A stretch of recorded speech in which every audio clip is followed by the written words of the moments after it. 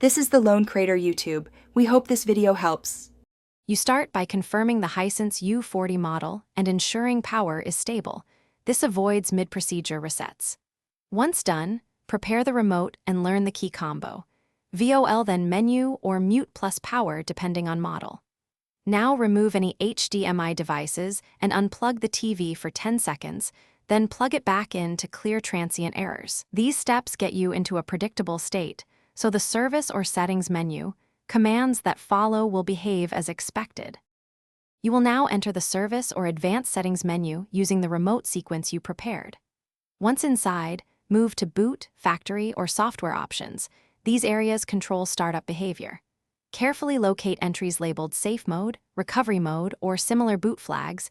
You're changing state, so move deliberately. Change the value from on to OFF and confirm.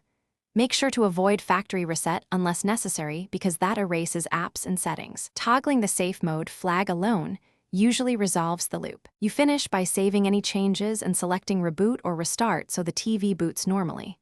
Once it restarts, verify apps and inputs function and that the Safe Mode indicator is gone. If the TV returns to Safe Mode, try a controlled factory reset only after backing up settings, because that wipes data. As a troubleshooting tip, update the TV firmware or reflash via USB if available. If problems persist, contact Hisense support for model-specific recovery instructions. Thanks for watching. Consider subscribing if we helped you.